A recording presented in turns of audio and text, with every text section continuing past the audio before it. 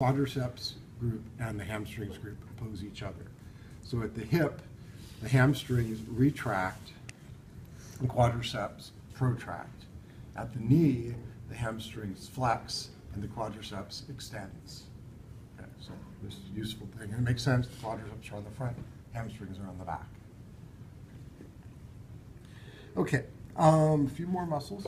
Gracilis is this thin sheet of muscle that lies along the inside of the thigh. You guys right here, this is the gracilis. And in humans, it's very thin, slender muscle, and gracile means delicate or slender, so it's called gracilis.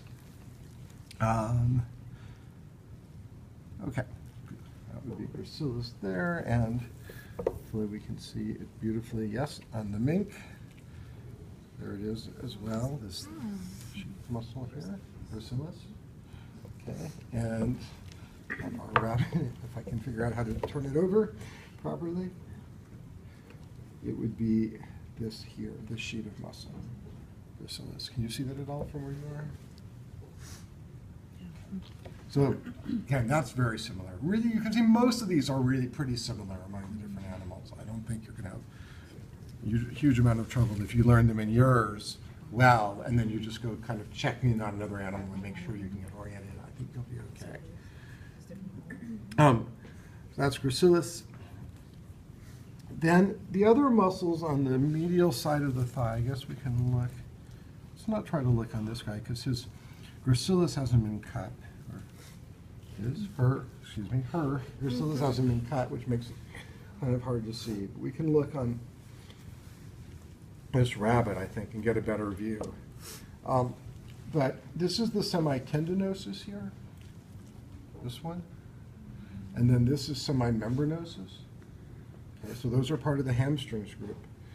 And then there's a separation to be made in here that's sometimes a little bit tricky to get, but in front of that, we have a couple of muscles that are part of the adductor group of muscles. And the big one is called the adductor femoris, the adductor of the femur, of the thigh. Okay. And then there's a little one that's up in here called the pectineus. And the pectineus lies on the medial side of where all these blood vessels and nerves, the femoral artery, vein, and nerve are coming down into the leg. So this is pectineus here. Okay. There is another muscle that we can find here. I was poking at this earlier and I could have cleaned it up a little bit better. But it's this one in here that's lateral to those blood vessels and nerves, right in there. And this is the psoas major coming down out of the trunk. You can see it's kind of popping through there, running down to the femur. This one here. And the psoas runs along the lower side of the lumbar vertebral column and pops out here to attach to the femur. And this is a muscle that carnivores love. It is called the tenderloin, like a pork tenderloin, or if you eat beef, it is called the filet mignon. But it's running along the underside of the lumbar vertebrae. And if you've ever had a T-bone steak or looked at the T-bone steak, you haven't had to eat it, you're looking at a cross-section through the lumbar vertebrae. There's this transverse process sticking out. And below that transverse process is a little bit of fillet. That's the psoas major. Up above is the New York strip, which is the epaxial musculature, the erector spinae. Okay, so just to give you a little orientation. Okay. What's the super dark muscle right here? Super dark. Or is that not a muscle at all? I was just wondering the same thing myself. What is going on with that? That is also one of the adductor muscles. I don't know why it's so dark. That's kind of weird. But I believe that is the adductor, what's it called, these guys? Adductor brevis. I believe that's the adductor brevis. I'm not sure about that. I have to go back and check. Because the adductors, they're a little different among the different animals. The names of like to them. But it is really remarkably differently colored. I'm not sure why that would be. Okay. Let's see. I think we can see these on the mink. It's just a little hard on the cat because they haven't been, the gracilis hasn't been cut to see this. But here on the mink, this is again semi-tendinosus coming in here. This is semi-membranosus here. And then these are the adductors in here. The pectineus is a little guy up in here, right up in here. And then laterally here, you can see coming down out of the abdominal cavity this muscle, and that's the psoas, right there. You see that? Okay. You couldn't see it at all. So right in here, that's the psoas coming down, like that. And then here's semi-tendinosus, semi-membranosus, the adductors, and the pectineus kind of hiding way up under there, right there. That tiny one under Little the tiny guy, vein. yep. Okay. So then, last but not least, we have the muscles of the shank.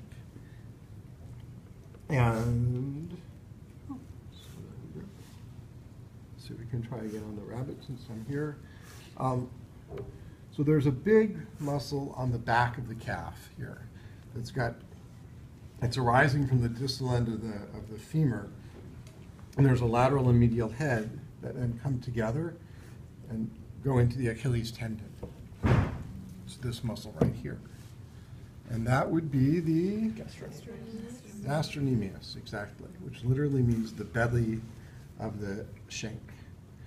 And lying deep to the gastrocnemius, and I kind of like the way you did this, you can see kind of if you part the heads of it, there's another muscle underneath there. And that muscle there is the soleus. And it's called that because in a human, it's very flat, and it looks like a flatfish or a sole, believe it or not. And that's this muscle here, the soleus, which is in between the two heads of the gastrocnemius, or deep to them. I think, let me see that on, I don't think, the mink, I don't think they're really quite dissected up enough yet. You can see the gastrocnemius, but you can't really see the soleus. I'm not sure about our cat. Let's take a look on the cat. Oh yeah, the cat, you can definitely see it. So here's gastrocnemius, and then this is the soleus underneath it. And both of them are going into the Achilles tendon, or calcaneal tendon, going to the calcaneus. Okay. You see that, Jackie? Okay. I'll show you guys over here. So here again, connected still, there's the gastrocnemius going to the Achilles tendon, and then deep to it, here is the soleus. Okay. And then on the front of the shank, the gastrocnemius and soleus, I should ask you, what do you think they're doing at the ankle joint? Flexing or extending? Flexing. Flexing, yeah. Or which movement is actually called plantar flexion in human anatomy, because you're bending towards the plantar surface or sole of the foot, even though the joint angle is kind of getting larger. But then opposing that, or an extending, or what's called dorsiflexing in human anatomy, is this big muscle that runs along the front of the shank. And that would be tibialis cranialis. And so that's the major extensor or dorsiflexor of the ankle joint. Okay. This is the muscle that takes up the shock when you land and you're running and you kind of gradually lower your foot to the ground. And so this tends to get tears in the connective tissue, and we call those shin splints. So it's a big muscle, and you can feel it in yourself. You can feel on the front of your shank the ridge, the anterior tibial crest, And just lateral to that, a big muscle mass, and that's the tibialis cranialis. Okay, and pretty obvious in all these other footers. You can see it as well, actually. Maybe that's obvious. It's there. Just got a little connective tissue on it, but it's this muscle right here on the rabbit and on the mink. Likewise, this big meaty one right along the front of the shank.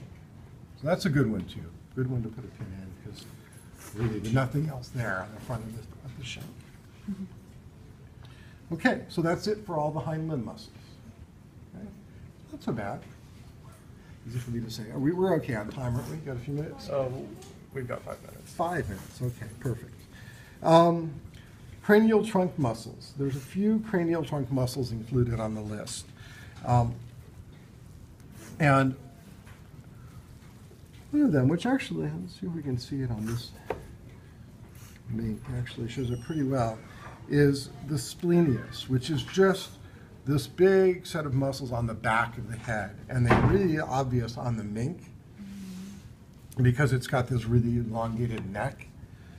If you look in the cat, you have to look kind of way deep in here under the trapezius to see it. The trapezius has also been removed off this mink, which helps. And the same with the rabbit. You kind of look in the deep back part of the neck, and that's the splenius. We look in the rib cage area, and we can see the intercostals. I'm not going to try to show you because they're a little deep, but they're basically like the abdominal muscles. There's external intercostals that have fibers that run this way, internal intercostals that have fibers that run opposite way, and they run in between the individual ribs and are important for largely for respiration when you're breathing. Okay. And then we get to the hypobranchial muscles, which I think we better do on our rabbit. Okay. So here we have our muscle coming from the sternum to the mastoid, so that would be the sternomastoid, and then from the clavicle to the mastoid, clitomastoid, so that's sternomastoid, clitomastoid, just for orientation's sake. And then there's some muscles that run along the underside of the trachea, and they're running from the sternum up to the hyoid, so they're called the sternohyoids. Okay. So there's a sternohyoid, and you can see that running along. It's dripping right here. Okay. And then, I'm not sure how well, I would actually just show it here, a little bit messed up by the injection. But on this side, you can see there's a deeper muscle underneath the sternohyoid, this one right here. Do you see this muscle running along right there? And that's called the sternothyroid. And the sternothyroid runs from the sternum to the thyroid cartilage of the larynx. It's this one here.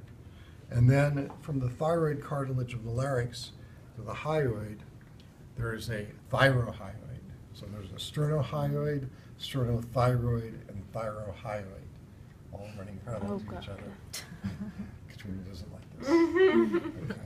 And those are all the hypobranchial muscles. Okay.